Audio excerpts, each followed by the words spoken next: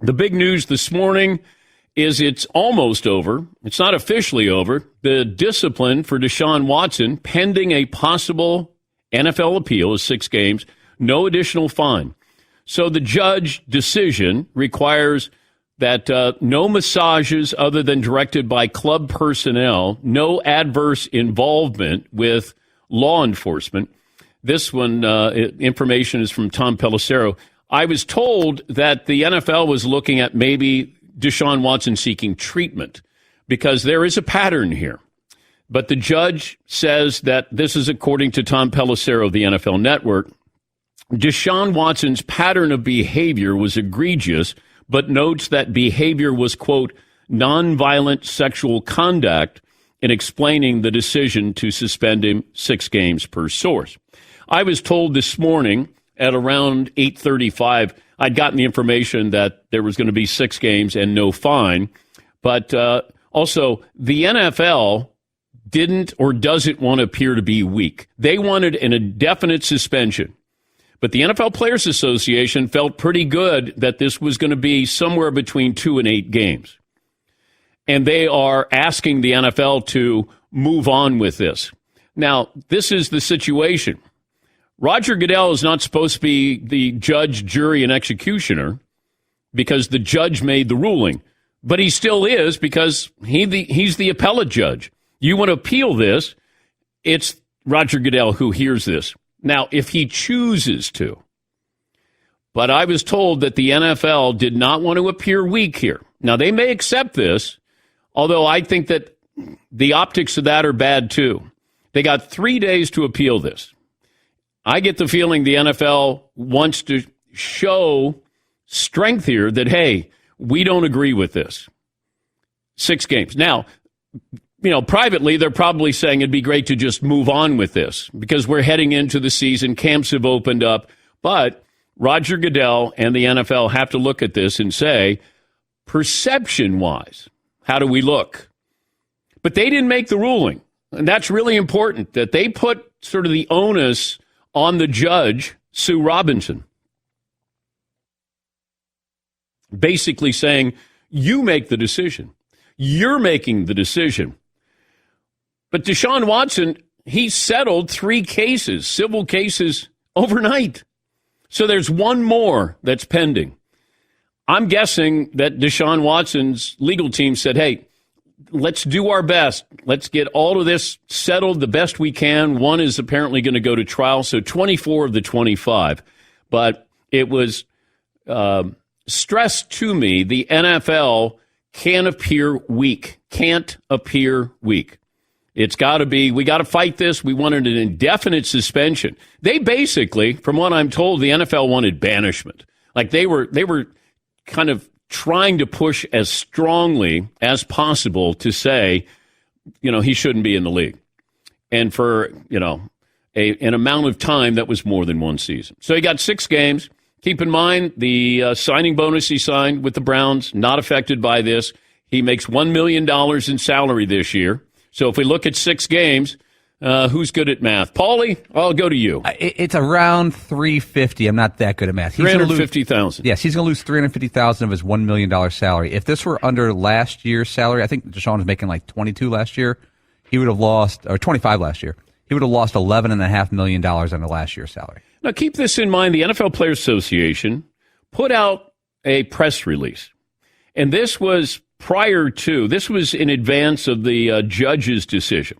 The NFLPA, from what I'm told, wouldn't have put this out if Deshaun Watson got an indefinite suspension. They had an idea because the NFL Players Association did have a representative who's in there for the hearing. They had a sense, so did Deshaun Watson's team, of how this was going. The NFLPA sent out a press release saying, we want to reiterate the facts of this proceeding. First, we have fully cooperated with every NFL inquiry and provided the NFL with the most comprehensive set of information for any personal conduct policy investigation. They're basically saying this is why, regardless of her decision, the judge, Deshaun, and the NFLPA will stand by her ruling, and we call on the NFL to do the same. They would not, from what I'm told, have put that out there if he got 12 games, 14 games, 16 games, and indefinite suspension. How did they know? How did they know? Because I asked a source, I said, was there any compromise? And I'm told both sides were firmly entrenched, was the description. Firmly entrenched in their side. The NFL wanted this. Players Association, I think, was looking for 2 to 8 games. And the NFLPA had to know something was going on here. And probably, using whatever resources they have to find out exactly where they stood on this. And then you put out that preemptive strike to say, and, we're basically standing by whatever the judge comes up with, because they knew the judge was not going to give an indefinite suspension. I was also told that, I said, is there any chance he's not charged with anything? And I was told, no, he's going to be charged. But would he be fined? Now, I was told that they toyed with $10 million fining him because they knew he wasn't going to be affected in this first year with his salary with the Cleveland Browns. I don't know what else is going to happen with this. I don't know if the NFL is going to say in the next couple of days, they have 3 days to appeal, hey, we're going to fight this. Because then if they do, it goes to Roger Goodell. But does the NFL want this story to be over? That's the key.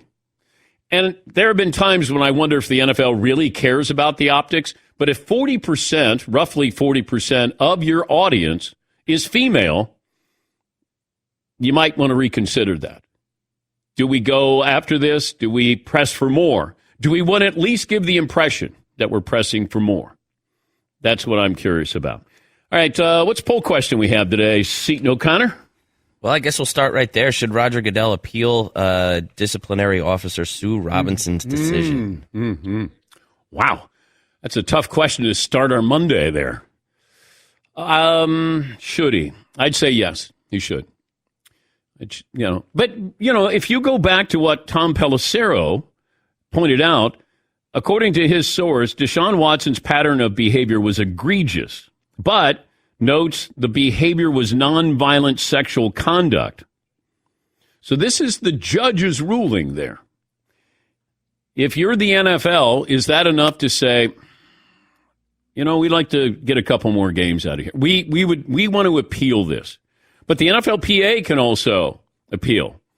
So I don't know if we're done with this, but I'm getting the feeling that the NFLPA certainly is. Yes, Eden. Well, Jeff Darlington pointed out on Twitter, and I think it's really interesting that the NFL wanted a year suspension. Mm-hmm. The NFLPA say wanted 0 games, no suspension. Yeah.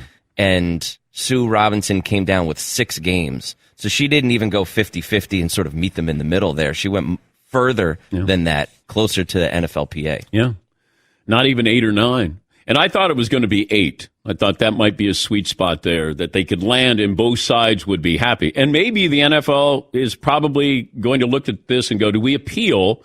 If we do, what's the number we want? Because then you want to give the impression that you're not weak here. And that was really important from what I'm told, that the NFL did not want to compromise, because they probably could have accepted 6. But the NFL probably looked at this and said, oh, boy, we're going to get roughed up if we sign off for 6 games. So, got 3 days to appeal it, so not exactly final here. What else do you have, Seton? Well, a lot of Deshaun Watson. Is the ruling fair or unfair? I need to know more about it. I think from the outside looking in, I have to be fair to the process here. And if you have 2 juries that didn't indict him, I'd just like to know a little bit more. Do I think that there's a problem here? Yes. Do I think that there were things that happened that, as was pointed out, a pattern of behavior that was egregious? Yes. See, I think as you move on with this, like we move on, is Deshaun Watson getting help? Because I really think that's part of this, and I was told this probably a month ago, 6 weeks ago, that there was going to be a recommendation for him to get help. Because you can't just go, 6 games, let's go, let's win some games, here we go, come on, Browns. Deshaun Watson's still Deshaun Watson. It feels like they were going to give massages. He wanted prostitution. That feels like that's still a big issue here in play. And if you're going to tell me that, he can only get massages through the team, okay. So are they going to keep an eye on him? I don't know about this. Well, I know, I'm having a hard time reconciling the, say the police's job here, right, where there was not enough evidence to support any kind of charges against Deshaun Watson. But then at the same time, if the NFL has done their own investigation and they're like, we want this guy out of the league. Yeah. Man, there's a wide area in there. There's a lot of gray area in there that is tough to come to terms with. And you can prove less to win a civil case. You don't have to prove as much. But still, there's enough here that I have concern about that. And it's not just Deshaun Watson is a better person now that this is settled. He's still Deshaun Watson. And I think that, to me, has to be clarified. I would think, if I'm the Cleveland Browns, how comfortable do you feel? You got all that money guaranteed. You feel comfortable? Is he a changed man? How's he changed? Did he change for 6 months? What's it going to be like here next year? Those winters in Cleveland get cold, I'm just going to say. Yep. Yes, Seton. Yeah, I mean, even if you remove any type of assault allegation. Yeah. Zach Jackson covers the Browns, NFL writer for The Athletic, joining us on this Monday. What's the morale at camp there today, Zach? Well, we don't see anything until the afternoon, Dan, but You have to think it's positive. I mean, this is mostly what the Browns expected. I think it drug out a little longer, and we certainly have the uncertainty with an NFL appeal. But, from a football standpoint, this would be a win for the Browns, who never did it for this year, who always knew to some level what they were taking on, right? But the NFL didn't accidentally let it leak out back in the last 6-8 weeks that they wanted an indefinite suspension, right? So for it to be 6, for Watson's side and the NFLPA to have probably, chalk up the hearing as a win and make this as a win, then it's certainly a win for the Browns, who think they're pretty good and wouldn't have done this otherwise. The reaction locally, fans who show up at camp with Deshaun Watson, has been what? Fine. Now, there's only been one day of open camp, and it was kind of muted, but no protesters, nothing I heard. The team has been very coordinated but subtle and using social media to get him out there. He's only been made available twice to reporters. Both press conferences have been bad, and the second one was short, right? But, I don't know what the overall negative reaction will be, and certainly some of my readers right away broke up with the Browns. But I think as far as being here and judging this morning, judging the last few weeks of Browns fans and people invested here, I think it's been positive to Deshaun Watson, and I think it's a belief that this will eventually go away and that people will support him. I know that's what the team has thought going way back. So I think this was longer and more drawn out than anyone expected, but I think the Browns always were prepared to some level for this. Got a question for Deshaun Watson that you would want him to answer?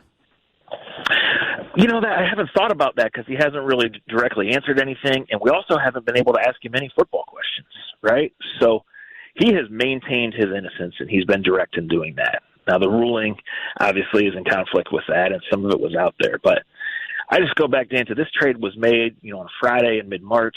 The NFL owners' meetings were a couple of weeks later. This was construed to us off the record and, just in ways things go as this was kind of going to be the outcome, that Deshaun Watson made some mistakes but didn't do anything, really over the top, and that the team was going to swallow this. There was a sense of desperation here. Obviously, when you and I last talked, it was pretty clear they were going to break up with Baker Mayfield. You're never getting this player if these circumstances aren't out there, right? Yeah. So they took this all on, and right now it feels like a win. This is what I don't understand. We're talking to Zach Jackson. He covers the Browns, NFL writer for The Athletic. Has anybody talked about therapy for Deshaun Watson? Because when the judge talks about a pattern of behavior that's egregious, and the behavior was nonviolent sexual conduct with multiple women here, if you're the Cleveland Browns, moving forward, you feel pretty confident that Deshaun Watson is all of a sudden going to learn his lesson? Yeah, I think there was always a level of trust in the Browns, and there had to be. This isn't deciding which tight end you're going to sign in free agency. This was taking on this player and giving him this contract and signing up for all of this. The therapy counseling thing was broached at the initial press conference multiple times by people with Deshaun, and his answer was his standard, maintain the innocence. And the quote that's kind of lingered was when Andrew Berry was asked if he believed that Deshaun did nothing wrong, he didn't give the direct answer. Mm. But I think, like I said, they always knew to some level. And all that changed was the NFL's insistence that this was going to be long. And we'll see, it's 3 days until they can file an appeal. And I kind of see it both ways there. But as of right now, the Browns have to feel like this is what they expected and they can go forward with their long-term planning. Anybody miss Baker Mayfield football-wise? Zero. In week one, the Browns will see him. But that relationship had just gone so sour. And kind of quickly, but not totally quickly. I mean, Baker's personality is Baker's personality, right? And when the production didn't match, and that was really twice in 3 years, after the big rookie year, it really went sideways. So no, you don't make this move after guaranteeing Baker's $19 million, right? Especially if you're not totally done. But if he had gone on the IR, let's say, Zach, and not tried to play through the injury, would he still be there as the Cleveland Browns quarterback, in your opinion? The fact that they got sign-off from ownership and from every level of the organization to do this indicates no to me. I just think they didn't offer him a contract because they didn't trust him. Okay. And I think the Baker Mayfield experience was exhausting. And I'm sure the Aaron Rodgers experience is exhausting for the Packers, but every year he's Aaron Rodgers, right? When the games start, and that's what counts, and that's why the Browns traded for Deshaun Watson. Oh, have fun today, Zach, and we appreciate your time. Thanks for joining us. Just a very normal day here and a very normal offseason. Of course, Zach Jackson covers the NFL, covers the Browns for The Athletic.